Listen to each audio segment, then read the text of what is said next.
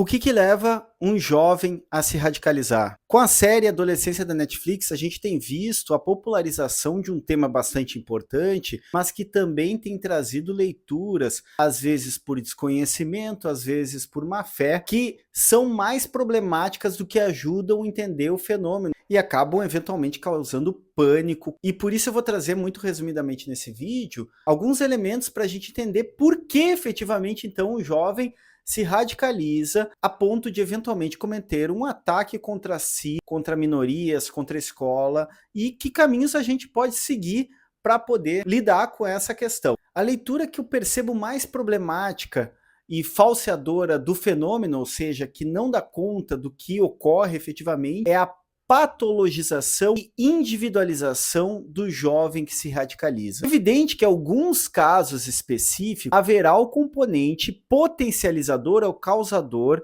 de algum tipo de patologia, mas não é o que ocorre na maioria dos casos se a gente for considerar os casos de ataques às escolas, de radicalização de jovens, ataques misóginos. E por que esse é um problema? Primeiro, porque é falso. Se a gente analisa os dados, essa perspectiva se mostra falsa. Segundo, que ela individualiza um problema que é produto de vetores sociais. Essa é a própria lógica do capitalismo neoliberal de individualizar e transformar o indivíduo especificamente num átomo isolado. Então o jovem que se radicalizou e cometeu um ataque, ele seria o desviante, ele seria o que padece mentalmente, o doente, entre aspas, e portanto não há muito que se preocupar, ele é apenas um desviante.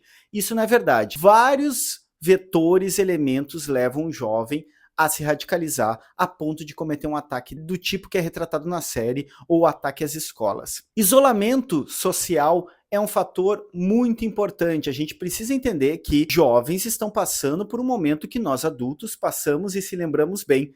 Foi um momento sofrido, que é da constituição da própria identidade. A constituição da identidade passa por se distanciar das figuras de autoridade, tensionar com as figuras de autoridade, ou seja, os pais, tutores legais, a descoberta da sexualidade, a descoberta do corpo, do desejo sexual. E isso acontece com jovens que passaram muitas vezes por mais de um ano em isolamento por conta do Covid-19. Ou seja, a socialização ela passou toda a ser mediada por dispositivos conectados à internet, nessa confusão de hormônios, ideias, tensionamentos, um momento extremamente delicado. Esses jovens estavam isolados, então a dificuldade de socialização, ela se deu de modo generalizado, não só com os jovens que acabaram se radicalizando. Todos nós padecemos um tanto, às vezes muito, da dificuldade de socializar durante e pós a pandemia. Essa dificuldade pode se gerar uma série de frustrações. E quando nós somos bastante jovens, adolescentes, a gente não está muito a fim de ponderar muito, ou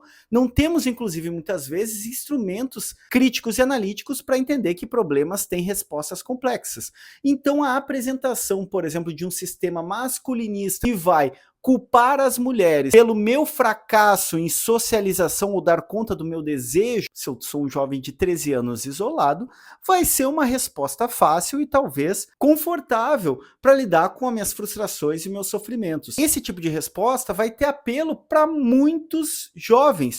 E muitos não vão se radicalizar, mas alguns sim, porque o nível de padecimento e os vetores que vão incorrer para potencializar a captura desse jovem, quanto mais vulnerabilidades ele tiver ou situações de vulnerabilidade, mais ele estará à mercê de discursos simplistas que dão uma cara, um nome, um horizonte de organização de mundo, culpabilizando as mulheres aqui, ou os gays, ou os negros, ou os imigrantes, dependendo do contexto. Quando a gente para analisar, a gente encontra jovens extremamente solitários, isolados. Transformar o indivíduo isolado como o desviante, como aquele que tem uma doença mental e por isso ele se radicaliza esse ponto, é desviar uma vez mais o olhar para uma sociedade, para um sistema econômico e subjetivo do capitalismo que desde os anos 70 vem nos transformando em competidores, com o mantra da meritocracia de que, bom, se o fracasso acontecer, a culpa é tua, jogando nas costas de cada um de nós a responsabilidade e o peso da existência,